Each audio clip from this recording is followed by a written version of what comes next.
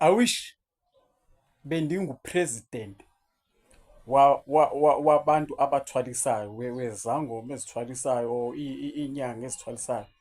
Bengizobaxelela nje ke kube nento entsha ezoqalwa efana ne-load shedding. I-load shedding yokuthi ke bavale izinto zabo ezinika ama-clients abo imali like for 3 months nje baphinde babuyele izimali zabo.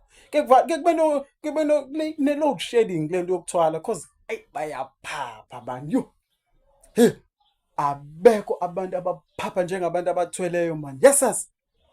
Wazi ungafunga ukuthi basebenze kanzima. Kanti hayi kube ukugibela nje itaxi eya kwaMhlaba yalingana or ibhasi eMozambique waba rich, waba nemali. Wenza umuntu engathi he bayaphapha abantu abathweleyo man. Bayaphapha he bayaphapha banesitefe bayaphapha la kuma social media. Umuntu enze ngathi kudala ehlenyuka eshizile empilweni kanti hayi uvele nje waba nesibindi sokudla imali yegazi.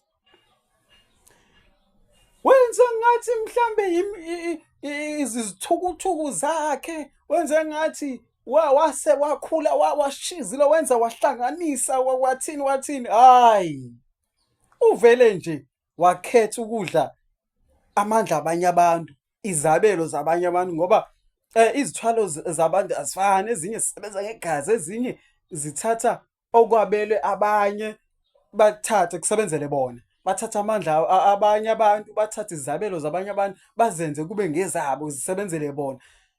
Hey, yazi umuntu bese enze ngathi ke hayi baphapha abantu abathweleyo. And I think kumele kube ne-age restriction cause sekuthola abantu abangangathi, abantu abalingana nathi bafowethu.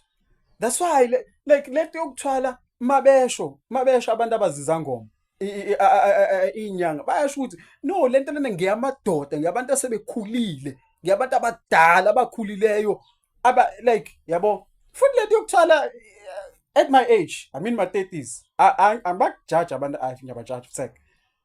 Oh kwazi ushuthi sowulahlile ithemba in your 30s cause lento yokuthwala ngathi into ongayenza mase kuthiwa hayi uzame konke, uzame ayikho into ongayizamanga, akusebenzi, ayikho into elungayo, then bese ke yabo abantu abaphapha banginyanyisa bayaphapha.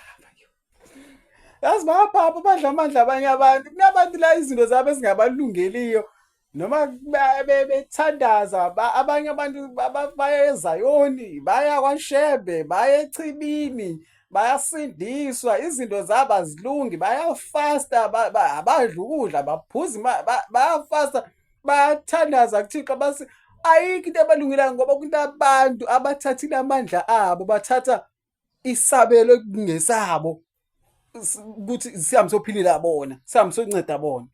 Bese bazosiphaphela la ku social media benze ngathi basebenze kanzima elifini. Abantu ekumele basiphaphele bafowethu, abantu abanelungelo right basiphaphele kulama social media. Ngabantu lesi mhlambe abantu abanjengo doctor. Akukho lula ukufumana iqualification yokuba ngudoctor. Ama-engineers, abantu like ama-actual scientist, abantu abafunde izinto ezisindayo like abantu abanama-PhD, abantu abafundileyo man baba kumele basichomele so that basi-inspire nathi sibe nomona o-health ukuthi okay awuthi nami yokufumana noma i-diploma, esiyami yokufumana noma certificate anyami. Hayi lento uzosichomela uthwele sathane ndini, unikele impilo yakho kusathane, uzosichomela uzosenza futhek man, hayi futhek. Hayi abaphapha.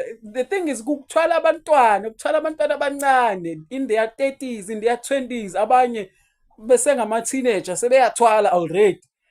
Kanti lento leni right kumele kube ne-age restriction serious, like izangoma kumele bafake ukuthi 50 years ukuya phezulu ngoba lento eyenzekayo le ayikho right, serious ayikho right. Yazi uzophaphela ngumuntu lana ukuphaphela nje uthathile izinto zakho futhi enjalo nje uthatha izinto uyazi ukuthi why kufika kangaka ekhayeni lakho. Man niyaphapha nina, niyaphapha take nonke man shit. Niyaphapha ke nciphise ukuphapha.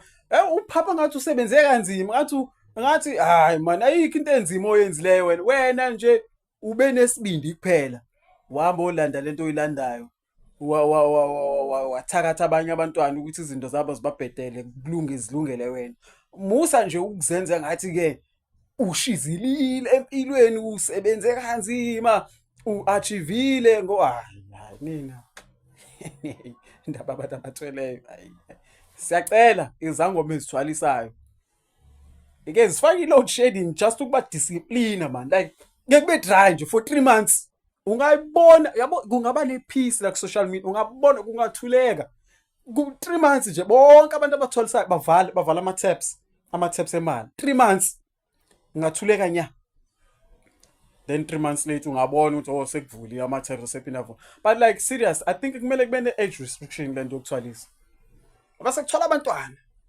but anyway yeah umuntu life yakhe yes life yakhe but ngcono makuthiwa uzokwenza izinto ezizo-affecta wena siqu sakho mothwala zi-affecte wena even nale ukuthi uzobulala abantu befamily yakho i-wrong because abakuthumanga ukuthi uhambe uyothwala i-wrong man ngcono makuthiwa mhlambe I think right into zokuthwala le ukuthi mhlambe kukhona into ezolala wena ilokhu ikulala ya because vele nguwokhethile ukuthwala umuntu okanjalo u-selfless akekho selfish u-selfless uyabacingela abanye abantu like yabo hayi ukuthi anyway inde kakhulu evit aninayanga but yeah iyanyanyisa serious lento abantu abathwele kakhulu futhi anyway yeah bye bye